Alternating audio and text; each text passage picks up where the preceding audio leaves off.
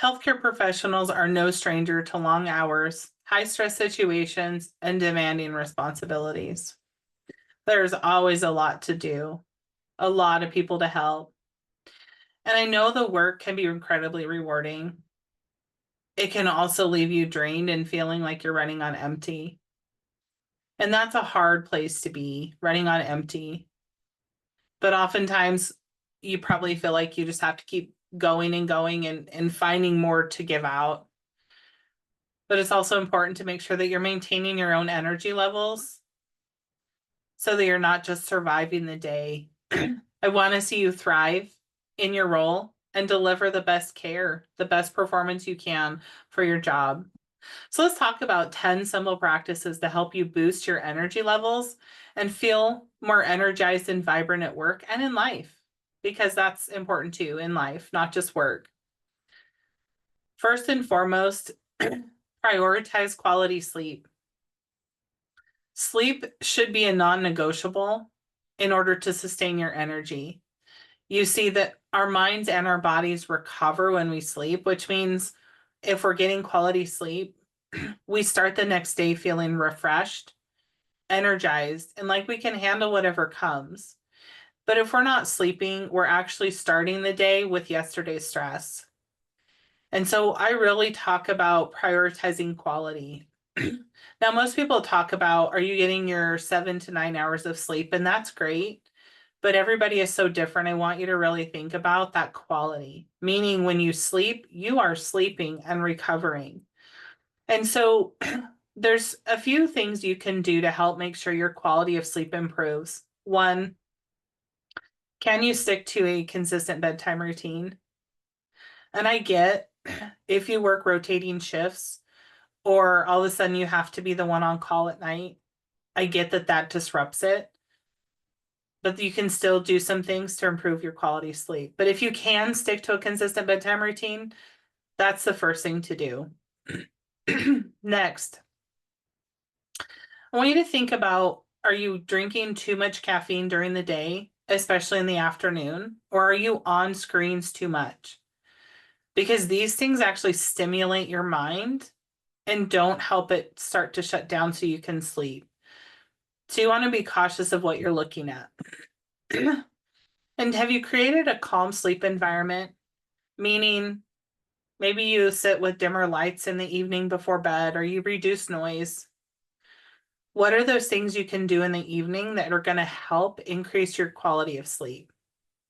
And for some people, even short naps during long shifts can make a big difference. Short 5-minute cat naps, whatever works for you. So make sure you're working on that quality sleep. Second, are you staying hydrated? Because dehydration is a common energy zapper. So making sure you're getting enough water. The more water you drink, the more energized you are. And I actually tried this for myself one time. I was so tired. I was like, why am I not getting energy? And so instead of grabbing more coffee or a soda, I grabbed my big old water and I just chugged more. And I all of a sudden, energy just came right back up. And so it's amazing, right? Because your body is made up of a lot of water. And so it needs water to stay energized. And I know not everybody likes the taste of water, but maybe you put some lemon or cucumber or mint in your water to just give it a flavor, right? Most people need at least 8 glasses of water a day. And those who are into fitness, they'll say half your body weight. And you might say, oh, that's a lot of water. It is, but it is doable. So just work on that. Work on making sure you're getting more water. So maybe try a glass of water before you go for another soda or coffee. See what happens. Third, let's talk about fueling your body with the right foods, right? We want nutrient dense foods that help you because what you eat plays a huge role in your energy levels. We've all heard about the sugar crash, right? You eat sugar so your energy spikes, and then 30 minutes later you lose energy. So what do? You eat more sugar. So you go on this roller coaster. Well, let's work to stop that roller coaster. That's a tough one to get off of. But when you give your body those complex carbs, like grains and sweet potatoes. Those are going to sustain your energy, right? Or protein, things like chicken, beef, fish. There's also plant-based options. Those help your muscles recover and give you that strength and that energy and that stamina to get through your shift. What about those healthy fats? Healthy fats like avocados, nuts, seeds, they do help keep you satisfied, feeling full longer. Did you know that your brain also functions better off of healthy fats? Your brain doesn't function well off of sugar, but it needs the healthy fats. You can focus better and have a clearer mind when you get those healthy fats in. And then fruits and vegetables, right? That's where our vitamins and our minerals are at. Make sure you're getting those in as well. But the more you can reach for healthier snacks and avoid the sugary ones, you're not going to have these energy crashes. You're going to stabilize your energy and stop doing this roller coaster ride with it. That's probably more stressful on your body than when you can just work to stabilize your energy. Excuse me. The fourth thing is, let's practice mindfulness breathing. Because when we get stressed or anxious, we hold our breath, right? We scrunch our shoulders, but holding our breath doesn't help. So when you can practice that mindful breathing, you can slow that stress response down, keep your nervous system calm, and it helps you stay centered. And so to do that, I want you to just practice. When you inhale, you want to inhale through your nose, fill your lungs and all the way down into your stomach. And I want you to count for 4. And then hold that breath for a count of 4. And then slowly exhale through your mouth. But count to 6 for that one.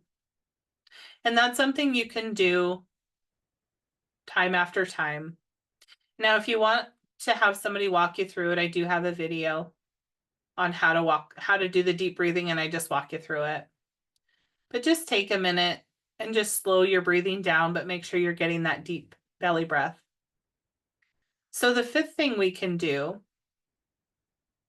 is we can move our bodies regularly, right? We don't always move, especially those of us who have a job where we sit at a desk all the time, but it's important to move. So movement doesn't mean you have to exercise at a gym for hours or every day. This could be short bursts of energy to help you, short bursts of movement that help you get that energy, right? I see clients a lot who will take 5 or 10-minute breaks and walk around the building or go for a brisk walk outside, or just get up and move from your workstation, do something different than you do when you're working. Again, 5 or 10 minutes. Excuse me, it doesn't have to be long. You could even stretch between shifts to release tension, right? Maybe do some yoga or Pilates to combine movements and help you relax. But do something to move your body differently will help get those endorphins moving, help you feel energized. Because we can get more out of 3 10-minute brisk walks a day than we can an hour-long workout at the gym. So figure out what you can fit into your day. I'm a huge advocate for less is more, simple, doable, and small amounts. What about taking short breaks? So do you tend to just push through instead of pausing? This can actually lead to burnout. But when you incorporate those short breaks into your day, you will recharge, right? So it's just changing the scenery. So if you sit at a computer all day, step outside for a minute and take some deep breaths of that fresh air. Or turn yourself away from your computer, close your eyes and do some mindfulness exercises, right? Whatever you can do. Maybe go make a cup of tea and listen to some music for a minute. Again, it doesn't have to be long, but you need short amounts of time doing something other than work for your mind to recover, and it will actually increase your focus and your physical stamina to do those things. Seventh, let's talk about building a supportive routine. We're creatures of habit. Your mind likes the consistency and the routine, right? So most of us will talk about we get stressed if our routine is off. 100%.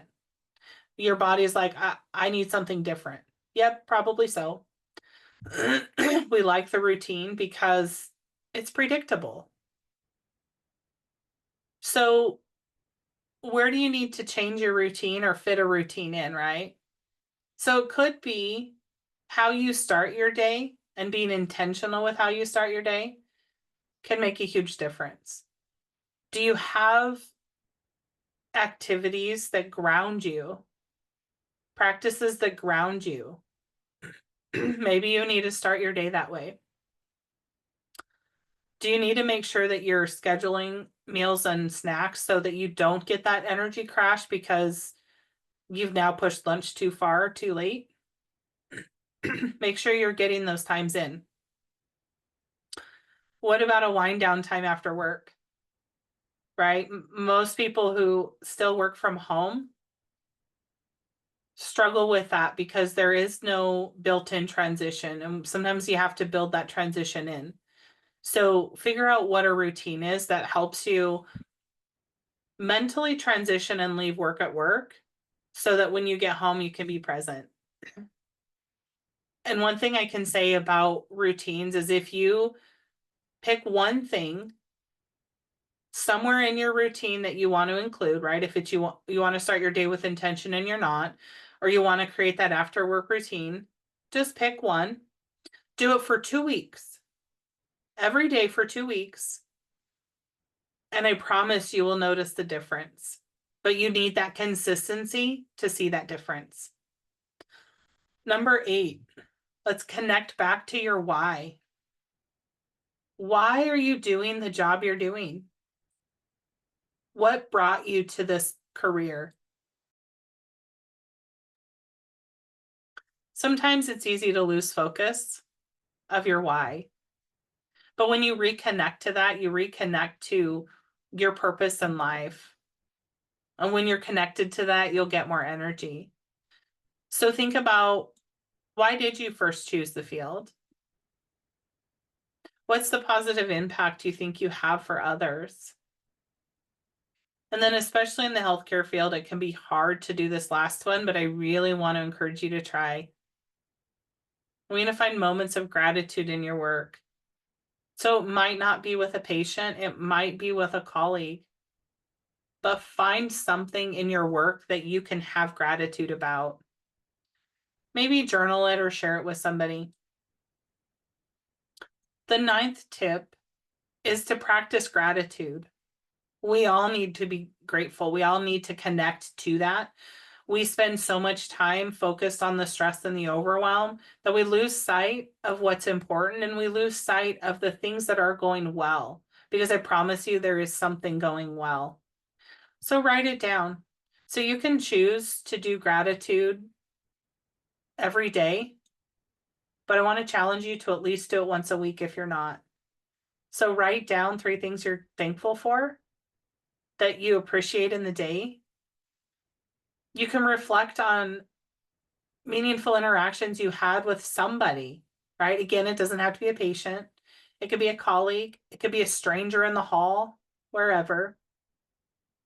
Maybe you need to express that appreciation to somebody, right? Sometimes we don't slow down long enough to say, thank you. I really appreciate you helping me with that. Because gratitude will foster more positivity. And this can elevate your energy levels, right? We all need more positive in life. There's so much going on that's so negative. And the last tip, the 10th tip I want you to think about is that support. When do you need support, right? Sometimes we have low energy from stress or emotional exhaustion, but it can also come from trying to carry it alone. We're not meant to do life alone. And so don't hesitate, right? Speak with a mentor or a colleague, people you trust. Find a support group or a community that you can lean into. Seek out a wellness coach or a therapist. right? It is important to have the support when you need it. And it's okay to ask for the help. We all need the help. There's strength when we ask for help. And so I want to leave you with that your energy is probably one of your most valuable resources, and it is what keeps you moving forward in life. So I want you to identify, we talked about 10 different tips, but identify one or two, no more than that, that you want to make a change and implement. And again, one or two practices, do it every day for 2 weeks. And I promise you'll see a difference. You will see some new energy physically, mentally, and even emotionally when you implement some new practices. But allow yourself to show up for yourself so you can be your best. So I would be curious to know if any of these tips were super helpful. If there's one you wanted to implement, drop it below. If you want to know my top 3 tips that have been guaranteed to help people turn their stress levels around in 2 weeks, check it out at stresstopeace.com. I promise you, you implement them, you will see a difference.